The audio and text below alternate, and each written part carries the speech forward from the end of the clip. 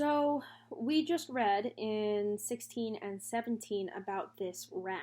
His name is Roscuro, or Chiaroscuro is his full name, and we were told that that means um, the light and dark kind of mixing, this contrast of light and darkness.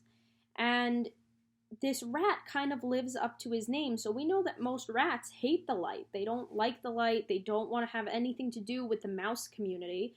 But this rat, Roscuro, is a little different. He's actually kind of similar to Despero, which is very interesting. There seems to be this theme of keeping your eyes open. Despero was born with his eyes open, and Roscuro kept his eyes open when he saw the light. So, we're now going to read a little bit more about what Roscuro does after being told repeatedly that he's a rat, that he's a rat, that he doesn't like the light, that he's a rat, which is very similar to Despero, who was told repeatedly, you're a mouse, not a person, you're a mouse, you're a mouse, you're not supposed to like the things you do. We're going to see what happens to Roscuro, and if he, much like Despero, changes, or if he decides to go along with what everyone has been telling him and decides to stay like this rat, to stay this rat personality and to lie to himself. So is he going to change and say, you know what, no, I don't want to listen to everyone, or is he going to continue to be the rat that people tell him he's supposed to be? Chapter 18, Confessions. Roscuro went, as Botticelli told him he must, to torment the new prisoner and take the red cloth from him.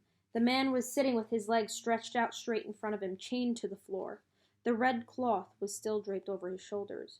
Roscuro squeezed through the bars and crept slowly over the damp, weeping stones of the cellar floor. When he was close to the man, he said, "Ah, welcome, welcome, we are delighted to have you." The man lit a match and looked at Roscuro. Roscuro stared longingly into the light. "Go on," said the prisoner. He waved a hand in the direction of Roscuro, and the match went out.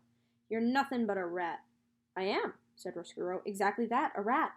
Allow me to congratulate you on your very astute powers of observation." "What do you want, rat?" "What do I want? Nothing, nothing for my sake, that is. I have come for you. I have come to keep you company here in the dark." He crawled a little closer to the man. "I don't need the company of a rat." "What about the solace of a sympathetic ear? Do you need that? Huh?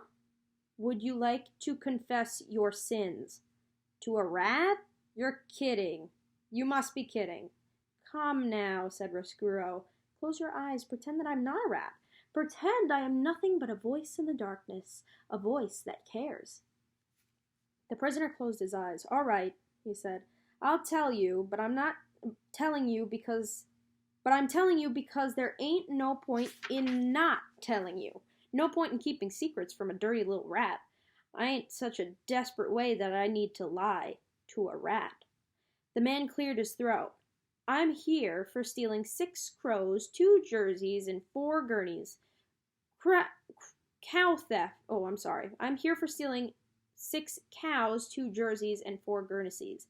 Cow theft. That's my crime." He opened his eyes and stared into the darkness. He laughed. He closed his eyes again. "But there's something else I'd done many years ago, a crime, and they don't even know of it." "Go on," said Roscuro softly. He crept closer. He allowed one paw to touch the magical red cloth. "I traded my girl, my own daughter, for this red tablecloth, and for a hen, and for a handful of cigarettes," said Roscuro. He was not alarmed to hear of such a hideous thing. His parents, after all, had not much cared for him, and certainly, if there was any profit in it, they would have sold him.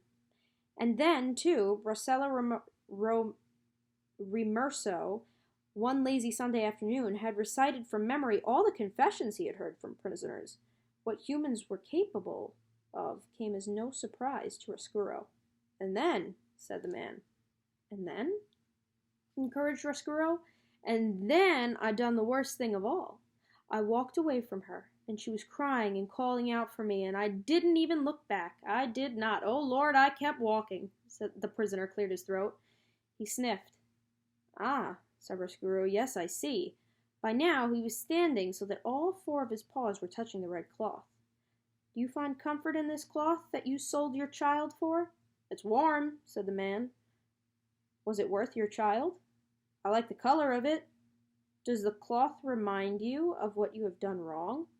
"It does," the prisoner said. He sniffed. "It does." "Allow me to ease your burden," said Roscuro. He stood on his hind legs and burrowed at the waist. "I will take this reminder of your sin from you," he said. The rat took hold of the tablecloth in his strong teeth and pulled it off the shoulders of the man. "Hey, see here, I want that back." But Roscuro, reader, was quick. He pulled the tablecloth through the bars in the cell and whoosh, like a magic trick in reverse. "Hey!" shouted the prisoner. "Bring it back! It's all I got!" "Yes," said Roscuro, "and that is exactly why I must have it." "You dirty rat!" shouted the prisoner. "Yes," said Roscuro, "that is right. That is most accurate." And he left the man and dragged the tablecloth back to his nest and considered it. What a disappointment it was, looking at it. Roscuro knew that Botticelli was wrong. What Roscuro wanted, what he needed, was not the tablecloth, but the light that had shone behind it. He wanted to be filled, flooded, and blinded again with the light, and for that, reader, the rat knew he must go upstairs. Chapter 19. The light everywhere.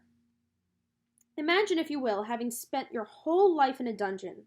Imagine that late one spring day you step out of the darkness and into a world of bright windows and polished floors, winking copper pots, shining suits of armor, and tapestries sewn in gold.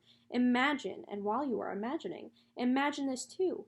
Imagine that at the same time the rat steps from the dungeon and into the castle, a mouse is being born upstairs. A mouse, reader, who is destined to meet the light-bedazzled rat.